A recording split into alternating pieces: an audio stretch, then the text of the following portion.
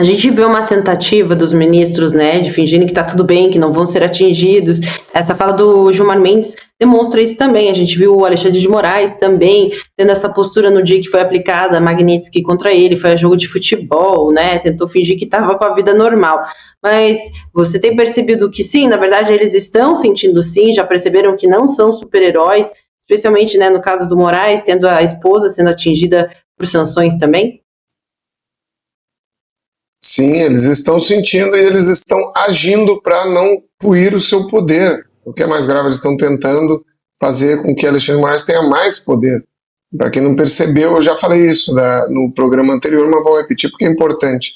Alexandre de Moraes, na posse do presidente do Supremo Tribunal Federal, onde ele ficou como vice, o Fachin presidente do Supremo, e ele como vice, se via claramente no seu rosto abalado, que não está fácil, não está sendo fácil, né, como diz o meme, a vida de Alexandre de Moraes e da sua esposa. Mas, no mesmo dia, então, que ele tomou posse como vice-presidente do STF, ele também tomou posse como presidente do CNJ, do Conselho Nacional de Justiça.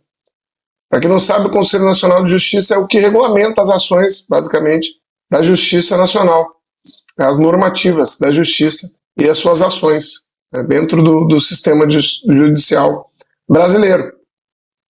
O Alexandre de Moraes, sendo presidente do Conselho do CNJ, o Conselho Nacional de Justiça, ele vai ter a possibilidade de alterar e modificar ações no sistema judiciário.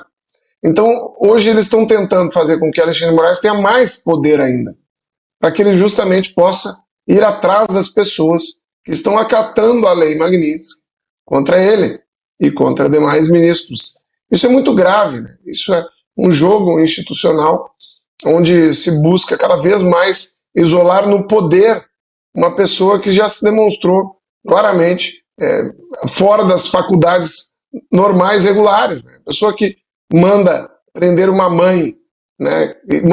Que foi presa porque pichou uma estátua de batom e condena a 17 anos de cadeia, é uma pessoa que, para mim, não tem pleno acesso às suas faculdades mentais regulares. Porque não é possível, né, que a pessoa faça isso de sã consciência. Ou não tem um pingo de humanidade, ou não tem um pingo de caráter. Ou a terceira opção, que seria a união entre não ter um pingo de caráter e não ter um pingo de dignidade, nem inteligência emocional. A gente vê, então, que nesse momento eles estão unindo poder, unindo ações para centralizar ainda mais o poder no miolo do STF, com Fachin, que a gente sabe muito bem quem é o Fachin, né? O Fachin foi quem descondenou Luiz Inácio da Silva, vulgo Lula. É isso que a gente tem hoje, centralizado o poder. Acho muito difícil que se concretize qualquer ação dentro do Senado atual, no quadro atual do Senado e no quadro atual da Câmara contra essas pessoas, ainda mais com Hugo Mota e Alcolumbre, fantoches do sistema, como presidentes da Câmara e do Senado.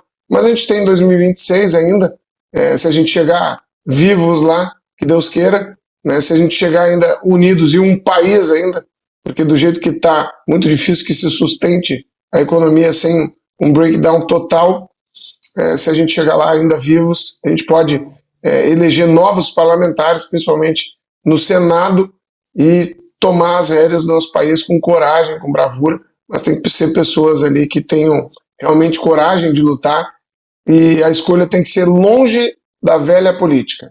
Aqueles velhos políticos de carreira, aquelas pessoas que estão há 20, 30 anos, que não fizeram nada contra as arbitrariedades do STF, que se escalaram diante de todas essas tripudiações de morais contra a lei, contra a Constituição.